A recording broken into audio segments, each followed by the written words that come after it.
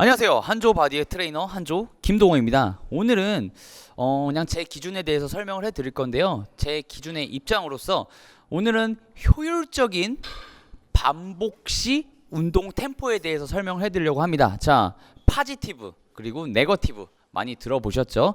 근데 우리가 운동을 할 때는 속근 섬유를 많이 활용하게 될 때는 순발성을 이용해서 폭발적으로 단축성 수축을 하게 됩니다. 자, 그 외에 내려갈 때는 아마 이럴 거예요. 내려갈 때는 분명 천천히 내려가라고 배웠는데 과연 어떤 템포로 내려가야지 조금 더 효율적일까? 조금 더 근성장에 도움이 될까? 라고 생각하시는 분들이 많을 겁니다.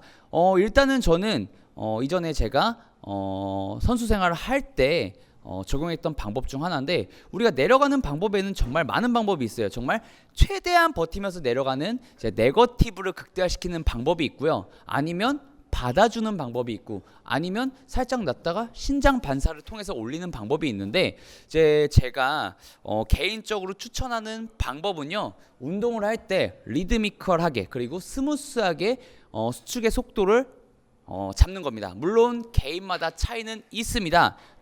근데 우리가 예를 들자면 한 세트에 10회를 반복을 할 때 그 10회에 대한 부분을 지속적인 긴장을 주는 게 가장 큰 포인트예요. 그래서 예를 들어 바벨 컬에서 올라갈 때는 강하게 수축을 해주고, 내려갈 때는 경직이 되면서 내려가는 게 아니라 지속적인 긴장을 받을 수 있도록 그냥 무게를 받아주는 행위예요. 그래서 영상에 보시는 바와 같이 제가 바벨 컬을 할 때처럼 그냥 무게 자체의 저항을 받아주는 방식으로 네거티브를 걸었다가 바로 다시 단축성 수축으로 올라가는 형태의 운동을 하는 걸 권장을 해드려요.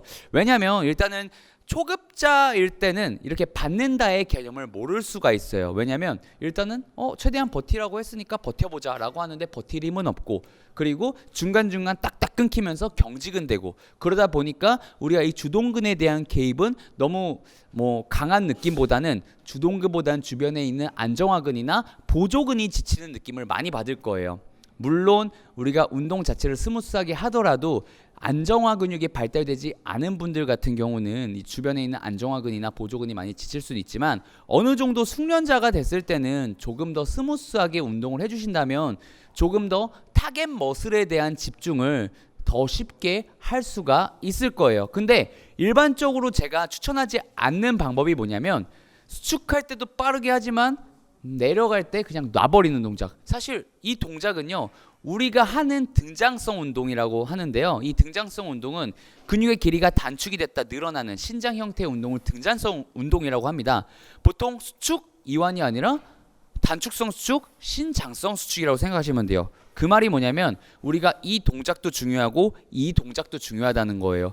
저항에 대한 부분은 완전한 가동 범위 안에서 끌고 가야 되는 건데, 신장성 수축 놔버리면 사실은 운동은 반쪽짜리 운동이 될 수가 있다는 겁니다. 영상에 보시는 바와 같이 수축을 했다가 놔버리는 동작. 자, 근데 여기서 더 추천하지 않는 부분이 있어요. 너무 무거운 무게를 들었습니다. 그래서 수축할 때 너무 느려. 끌고 오지도 못해. 자세도 끊어져. 근데 내려갈 때 또한 올라갈 땐 느렸는데 거의 초고속으로 놔버리는 동작. 이런 식으로 놔버리게 됐을 땐 사실은 저는 영양가 있는 운동이라고 생각을 하진 않아요. 물론 운동을 평소에 강하게 안 하던 사람이 무거운 무게를 듦으로써 어느 정도 과부하를 줄 수는 있지만, 예를 들어 내가 목적이 몸을 만들고 근비대를 하는 방식이라면 사실은 그 방법을 지속적으로 사용하기에는 개인적으로는 비효율적이라는 겁니다. 그래서 제가 다시 한번 정리해서 말씀드리자면, 유저분들께서는 근수축을 하실 때는 조금 더 리드미컬하고 스무스하게 하는 방법으로 연습을 해보시고요. 수축은 강하고 빠르게, 그리고 신장성 수축은 천천히 부드럽게 무게를 받아줄 수 있는 방향으로 긴장을 끊지 않고 세트 안에서 반복 횟수를 끝까지 한번 채워보세요. 그러면 아마 그 행동 하나만으로도 어느 정도의 운동을 하실 때 집중감을 대폭 올리실 수가 있을 거라 저는 어느 정도 확신을 하고 싶습니다. 오늘의 제목은 제가 개인적으로 생각하는 올바른 수축의 방법이고요.